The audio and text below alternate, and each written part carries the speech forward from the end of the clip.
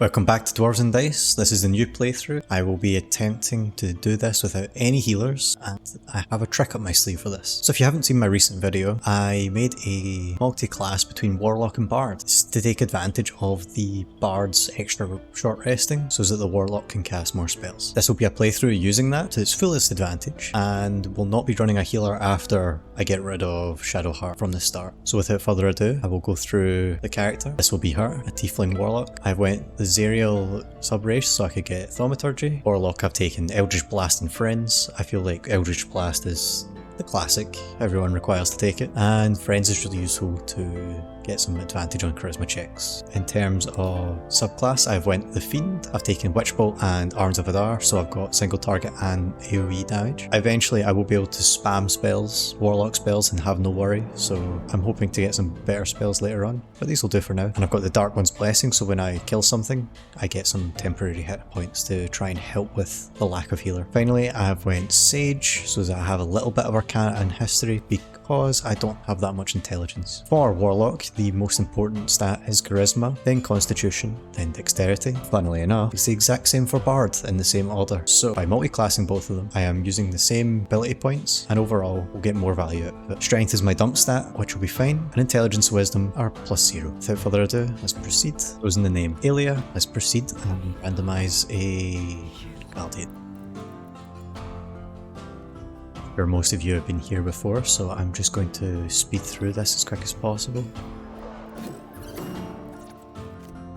A comment said a guard got past the chest, and I'd never had that happen to me before, but this guard actually managed to bypass the chest. This is where the playthrough gets a little bit more interesting. So I will level up to level 2, and I'll be able to put one of my levels into Bard. Up here in the top right hand corner allows you to add a class, which allows you to take different attributes from a different class and add it to the class you originally chose. So I have put 1 point into Bard, taking the Mage Hand and Minor Illusion cantrips, as well as Animal Friendship, Speak with Animals, Sleep, and Featherfall. The idea here being that I will take more utility spells through the Bard and more damage spells through the Warlock. That way I can just permanently do so much damage with the Warlock, then rest, do damage with the Warlock, then rest. But I can use these in a more calculated manner because they won't come back on the short rest. I took the Violin as the starting instrument. The benefit of this build is anything that doesn't have proficiency will actually get half of my proficiency bonus at level 2 from Jack of all trades. So all of these will end up getting a +1 and then a +2 later on. So it doesn't really matter what I take, but I thought if I took Perception, I'd be able to see a little bit more at least. Annoyingly, my audio started to bug around now, so I don't have any game audio, but we do enter the Dank Crypt by talking to the person at the door and pretending that we are the boss. We then start the combat with the bandits inside the Dank Crypt. So because we pretended to be a guy from outside, the person inside is surprised, so we get extra attacks at the start of combat. The other benefit to this is the person inside cannot run and call for help if he's already dead. To try and shorten the video a little bit, I'm going to only show the key highlights from the combats. If you prefer to see the full combats, please do let me know in the comments, but otherwise please enjoy.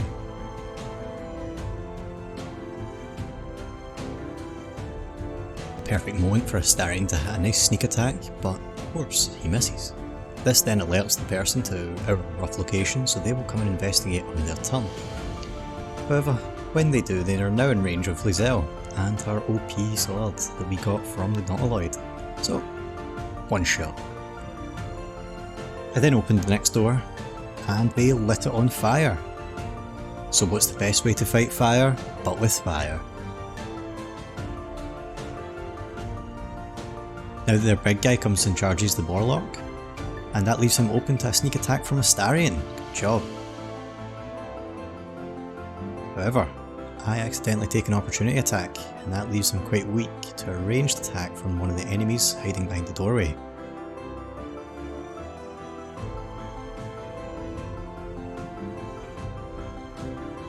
The boss rages, which makes no sense because he's on 1 HP. Why he didn't do this earlier, I have no idea.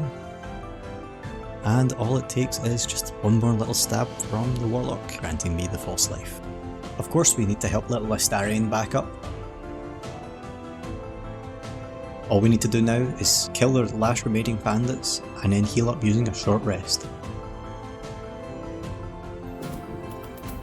To further complement the extra short rests that I'm getting from the Bard. By taking Battlemaster, their superiority die also regain after a short rest. This further increases the efficiency of the Bard multiclass. Though I'm not taking a dedicated healer, the Battlemaster subclass for fighter allows me to use maneuvers, and one of them is Rally. I can spend a superiority die to grant an ally 8 additional temporary hit points. This will help mitigate having no healer. On top of that, I also took Distracting Strike so my attacks have advantage, and Goading Attack to prevent the enemies from hitting us as easily. Here is another very important part to this playthrough, is we're going to take Will as our other companion. Let's get Will. At your calling. I've seen your people in battle. I reckon you are no mere warrior, but a god's damned army. I'd be a fool to let you turn your back. Pledge me your talents, and I'll pledge you mine. I'll presume that's Githyanki for yes. Now let's move.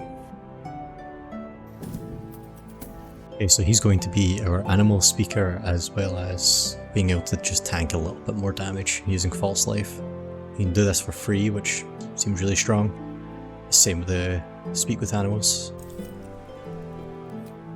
I think I'm going to try to take Scorching Ray for once. I've never used it, but I thought, why not? Since I'm going to have so many spell slots, I can at least try it out. Pact of the Chain. Not tried this one out yet either, so why not give it a go? And now he has 2 level 2 spell slots. When I level up my Warlock to have an extra point in Bard, then I'm going to be able to take an additional short rest, so instead of having 2, I'm going to have 3, and that will synergize really well with my 2 Warlocks, as well as my Battlemaster fighter who uses superiority die. They also come back on short rests. Okay, so this is where this build gets spicy. By using Song of Rest, we get an additional short rest each day. By having 2 Warlocks in the party, this synergizes really well because they can get back their Warlock spell slots 1 additional time each day. It also synergizes well with Lizelle, who is a Battlemaster fighter. They use superiority die to enhance their attacks that also regain on short rest. I also gain the Jack of all trades, so all of these skills that I don't have proficiency in, I will instead add half of my proficiency. It's really effective at passing lots of different skill checks. A true Jack of all trades. Up by where the Bard is singing there's a locked chest, but I don't have any thief tools just now, so I'm just going to pick it up and take it with me until I can get some thief tools. If you don't know what the locked chest contains, then you should check out my other video in the top right hand corner. Please check back for session 1 of the BardLock playthrough. I'd love to see you again. Comment below what you thought of it, and if you get any tips or suggestions.